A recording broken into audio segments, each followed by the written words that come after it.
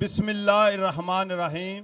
جناب عمران خان صاحب السلام علیکم. سرفراز باجوہ میرا نام ہے. باجوہ نام اتنا آج کل وائرل تو نہیں ہے لیکن سارے باجوے ایک جیسے نہیں ہیں. سر میرا آپ سے ایک سوال ہے کہ میں ایک ذمہ دار طبقے سے تعلق رکھتا ہوں. جب آپ پرائم منسٹر تھے 1 سال پہلے تو ہمیں کھاد بیج اور ٹریکٹرز وغیرہ زرعی آلات بہت آسان اور کم قیمت میں ملتے تھے. ہمارا کسان کارڈ بھی بنا ہوا تھا جس سے ہمیں بہت زیادہ سہولیات تھیں اور ہمیں فصل کا ریٹ بہت مناسب ملتا تھا. آج سر 1 سال میں کیا ہوا ہے کہ نہ تو ہمیں مناسب ریٹ میں بیج مل رہے ہیں, نہ کھادیں مل رہی ہیں اور نہ ٹریکٹرز وغیرہ مل رہے ہیں, جو ہماری قوت خرید سے بہت زیادہ ہو گئے ہیں. سر اللہ تعالیٰ کے فضل و کرم سے سارا پاکستان اور ساری قوم آپ کی طرف دیکھ رہے ہیں کہ جب اللہ تعالیٰ آپ کو 2/3 اکثریت سے کامیاب کریں گے تو آپ جب وزیر اعظم ہوں گے تو آپ کے پاس کون سا پلان ہوگا کہ ہم کسان خوشحال ہوں گے؟ نیکسٹ جلدی میرا سوال کریں. سوال. السلام علیکم خان صاحب, میرا نام محمد عثمان ہے. خان صاحب میں بھی ایک نوجوان ہوں. میرا آپ سے سوال یہ ہے کہ خان صاحب جب آپ کو پتا تھا اپریل میں کہ آپ کے خلاف ایک سازش چل رہی ہے جو آپ نے اسمبلیاں لیٹ ڈیزالو کری, آپ نے اس سے پہلے اسمبلیاں کیوں نہیں ڈیزالو کری؟ کیونکہ آپ جانتے تھے اچھے سے کہ اسٹیبلشمنٹ آپ کے خلاف ہے, ادارے آپ کے خلاف ہو گئے. خان صاحب دوسرا میرا آپ سے سوال بڑا اہم اور امپورٹنٹ یہ ہے کہ جیسے یہ امپورٹنٹ حکومت نے اس 1 سال کے اندر میں آئی ٹی انڈسٹری کو, نوجوانوں کو بے روزگار کر دیا, کیا آپ کے پاس کون سا ایسا روڈ میپ ہوگا جب آپ آئیں گے, کیا ایسا روڈ میپ دیں گے نوجوانوں کے لیے, آئی ٹی انڈسٹری کے لیے؟ تیسرا خان صاحب جو آپ بات کرتے ہیں رول آف لا کی, نیکسٹ لمبا ہو جائے گا بچے, آپ کا کوشچن آ گیا آپ کا. نیکسٹ. السلام علیکم خان صاحب, میرا نام محمد رفیق ہے, میں ڈسٹرکٹ باول نگر سے ہوں. خان صاحب میرے تو زندگی کا خواب تھا جو پورا ہو گیا, میں آپ سے براہ راست بات کر رہا ہوں. میں 84 سے آپ سے محبت کرتا ہوں. جب آپ ایز اے کیپٹن ٹیم لے کے گئے شارجہ گئے تھے, میرے دل میں آپ کا نام لکھا ہوا, میں آپ سے محبت کرتا ہوں. میں آپ سے سوال نہیں کر سکتا لیکن دو تجویزیں دیتا ہوں. سر ایک, آپ جب وزیر اعظم بنیں گے تو مہنگائی کم کر دیں, غریبوں کی بائیں لیں, اور دوسرا آپ کا سب سے پہلا جو نعرہ تھا احتساب کا, میں احتساب کروں گا. آپ مثال دیا کرتے تھے کہ چائنا میں 4000 لوگوں کو سزائے موت دی گئی تھی. آپ کیا ایسا پلان لے کے آئیں گے جس سے ادھر بھی سزائے موت ہو اور لوگوں کو منصور. نیکسٹ. السلام علیکم, میرا نام راجہ منصور ہے اور میرا تعلق آزاد کشمیر سے ہے. اور جہاں پہ ابھی رجیم چینج آپریشن 2 ہوا ہے اور اس کا مقصد صرف اور صرف یہ ہے, جو آپریشن کرنے والے ہیں وہ یہ صرف یہ نہیں چاہتے کہ وہاں ان کے لیے آزاد کشمیر امپورٹنٹ ہے, ان کے لیے امپورٹنٹ یہ ہے کہ عمران خان کو کیسے کمزور کرنا ہے, کیا میسج دینا ہے. اور میں یہ سمجھتا ہوں کہ یہ وہ لوگ ہیں جو وہاں پہ لوٹے بنے ہیں. ان کے لیے میری صرف اتنا سا سوال ہے کہ چونکہ میں پارلیمانی بورڈ کا ممبر بھی تھا, اس وقت جب میں کہتا تھا کہ ان کو ٹکٹ نہ دیا جائے تو اس وقت یہ کہتے تھے کہ آپ زمینی حقائق کو نہیں سمجھتے. میں انہیں کہتا تھا کہ میرا کپتان یہ کہتا ہے کہ زمینی حقائق کا غلام مت بنو. تو میرا سوال خان صاحب سے یہ ہے کہ آگے سے جب اگر اللہ تعالیٰ آپ کو پھر موقع دے گا, یہ جو لوگ, جو گندے لوگ, جو ڈرٹی ہیری ٹائپ کے لوگ فون کر کے اپنے لوگوں کو ٹکٹ دلواتے ہیں اور اس کے بعد جب چاہتے ہیں تو گورنمنٹیں گرا دیتے ہیں, تو کیا آپ کارکنوں کو پھر سے موقع دیں گے انشاءاللہ؟ نیکسٹ سجاد کو سوال مختصر کریں. السلام علیکم خان صاحب. خان صاحب میرا آج ایک سوال میں 2 سوال ہے. ایک اپنے عوام سے کہ ہم عوام کب تک دیکھیں گے کہ ہمارا کپتان ہمارے لیے کھڑا ہے یا پی ٹی آئی کھڑے, ہم نے کب یہ غلامی کی زنجیر توڑنی ہے اور ہم نے کب حق کا ساتھ دینا ہے. اور آج تو آپ خان صاحب ہماری قوم کی اور پاکستان کی ایک امید ہو, اگر خدا نہ کرے کہ آپ کو کچھ ہو گیا تو پھر یہ ہم 100 سالہ ان بغیرتوں کے غلام ہوں گے. دوسرا کوشچن میرا خان صاحب بہت امپورٹنٹ ہے, وہ آپ سے ہے. خان صاحب میں کوئی ٹکٹ کا وہ آپ سے وہ نہیں کر رہا ہوں, لیکن میں یہ کر رہا ہوں کہ پاکستان بنے ہوئے 1947 سے آج تک پاکستان کا مطلب کیا, لا الہ الا اللہ. آج میں یہ آپ کا بھی خواب ہے کہ پاکستان ایک مدینہ کی ریاست بنے, لیکن مدینہ کی ریاست میں جو آئین تھا وہ قرآن مجید تھا. پاکستان اس ڈیموکریسی میں دلدل کی طرف جا رہا ہے, لیکن اگر ہم کوشش کریں قرآن کی طرف اور قرآن کو اپنا نظام بنائے, یہ مولانا ڈیزل, یہ مولانا فضلو, یہ ملخور تو اس اسلام کے لیے کام نہیں کر رہے, وہ تو اسلام آباد کے لیے کام کر رہے. لیکن خان صاحب ہمیں آپ سے امید ہے, آپ نے اسلام کے لیے اور لیبر ونگ کے ہمارے جو دوست ہیں وہ سوال کل کے حوالے سے. نادیہ, لیبر ونگ کے جو رانا سمیع صاحب سوال لیبر ونگ کے حوالے, لیبر ڈے کے حوالے سے. جی کائنڈلی جی بولیے. جی خان صاحب السلام علیکم. خان صاحب یہ پاکستان کے اندر 75 سال سے جو مزدور ہے وہ پس رہا ہے اور 1886 کے اندر مزدوروں کو 8 گھنٹے کی اجرت نہیں ملتی تھی, 16 گھنٹے ڈیوٹی لی جاتی تھی اور ان کو پوری تنخواہ نہیں دی جاتی تھی. آج 2023 کے اندر بھی یہی کچھ ہے اور یہ جو نون لیگ مافیا ہے 1980 سے لے کے انہوں نے یہاں پہ جو یونینز ہیں ان کو کرش کیا ہے تھرو بیوروکریسی, اور یہ جو ہمارا اشرافیہ ہے وہ تمام سیاسی جماعتوں میں بیٹھا ہے. ہم جب دوبارہ 2023 میں انشاءاللہ وزیر اعظم بنیں گے اور وزیر اعظم بننے کے بعد ہم جو اعتماد ہے 75 سال سے مزدور کا سیاسی جماعتوں سے اعتماد اٹھ چکا ہے اور آج 45% مہنگائی کے باوجود بھی کسی سیاسی جماعت پہ اعتماد نہیں کرتی. مزدوروں کے اندر صرف ایک چمک جو نظر آتی ہے ان کی آنکھوں کے اندر وہ عمران خان کی ہے. تو عمران خان صاحب آپ گائیڈ کر دیں کہ مزدور 75 سال سے جس انتظار میں ہیں اب آپ وزیر اعظم بننے کے بعد مزدوروں کے لیے کیا لایا عمل لے کر آئیں گے یا 1886 والی چلے. شکریہ جی. خان صاحب آپ جواب دیجیے. دیکھیں سمی آپ کا تو میں سب سے پہلے جواب دیتا ہوں کیونکہ آج لیبر ڈے ہے اور آپ مزدوروں کے ایک سربراہ ہیں. دیکھیں جو چیز لوگوں کو سمجھ نہیں نہ آ رہی, میں بڑی کوشش کرتا ہوں لوگوں کو سمجھانے کی, لیکن وہ سمجھ اس لیے نہیں آ رہی کیونکہ ہم کبھی آزاد ہوئے نہیں ہیں. پاکستان تو کبھی آزاد ہوا ہی نہیں نا.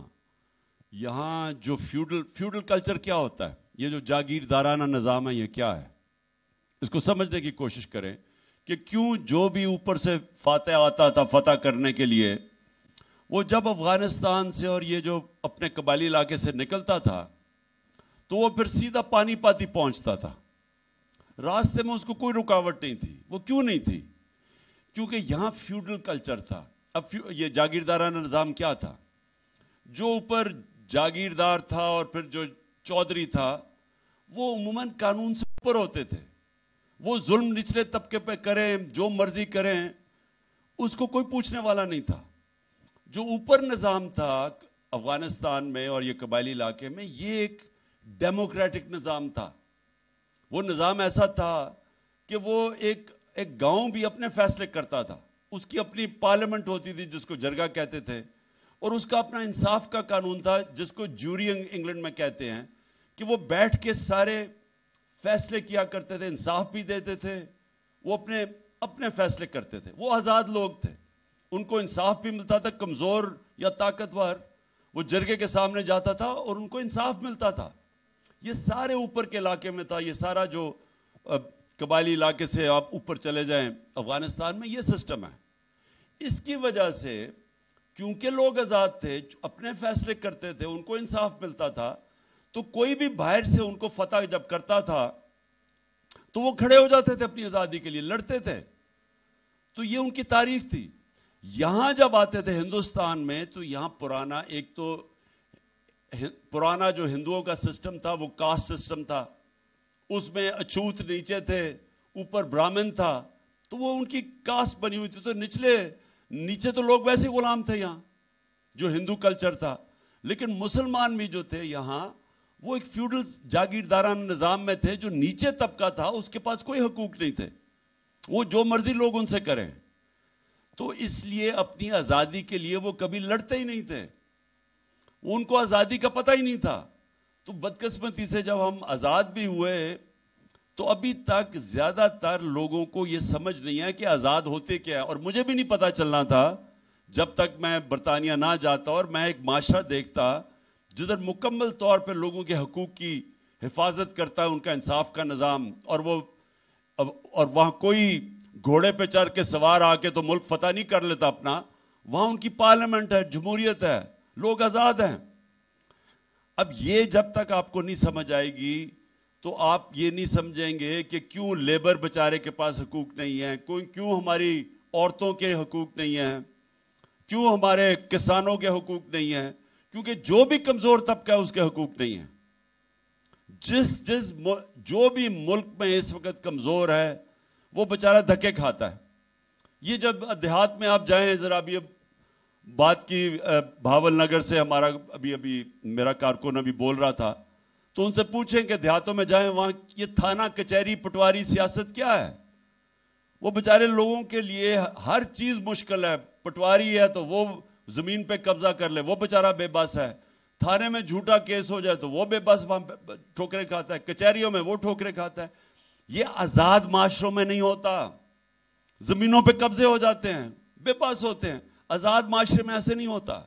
تو ہمیں جب تک اندازہ نہیں ہوگا کہ آزادی ہوتی کیا ہے وہ تب تک لوگ کھڑے نہیں ہوتے اپنی آزادی کے لیے. خوش قسمتی سے جو نوجوان ہے پاکستان کا, سوشل میڈیا کا زمانہ ہے, وہ دنیا دیکھ رہا ہے, وہ اس کو پہلی دفعہ شعور آ رہا ہے. اور جب مدینہ کی ریاست کی ہم بات کرتے ہیں تو مدینہ کی ریاست میں نبی صلی اللہ علیہ وسلم نے سب سے پہلے لوگوں کو لا الہ الا اللہ سے آزاد کیا تھا کہ کوئی نہیں ہے خدا سوائے اللہ کے. وہ آزادی کی شروعات تھی ادھر سے, لوگوں کو ادھر سے آزاد کیا تھا.